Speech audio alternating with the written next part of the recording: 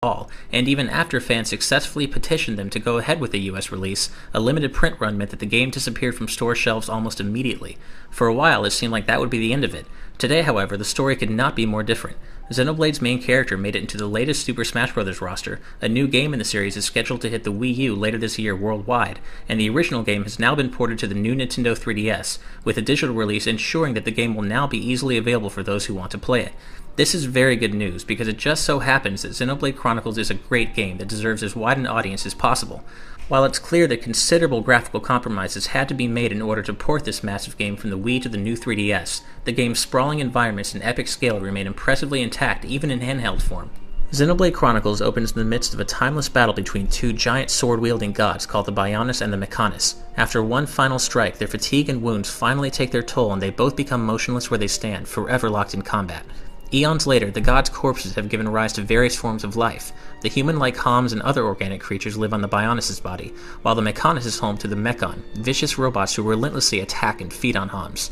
The Homs' only hope in their fight against the Mechon is the Monado, a mystical sword that allows its wielder to see visions of the future and is the sole weapon capable of destroying the Mechon. Without spoiling too much, the story begins in earnest after a Mechon attack ravages Colony 9, the hometown of main character Shulk and his childhood friend Rhine. The friends set off seeking revenge against the Mechon that laid waste to their hometown, naturally getting caught up in something much bigger along the way. Xenoblade Chronicles is an epic in every sense of the word, which is appropriate for a game that takes place across the bodies of two giant gods. The story is a long, dramatic one with many twists and turns, and you always have a sense of how hopeless the odds seem for your small band of heroes. It's pretty dark too. While it's not especially gory, death is a prevalent theme in Xenoblade, and the game is not shy about showing the ruthlessness with which the Mechon murder their human victims. Thankfully, while Xenoblade's story is generally pretty serious and heavy-handed, the characters are so genuinely likable and go about their journey with such a real sense of camaraderie that the game never buckles under the weight of the story's heavy themes. Shulk and his crew are mostly just regular flawed people trying to deal with a situation that's much bigger than all of them, and you can't help but get caught up in their cause and root for them to pull through.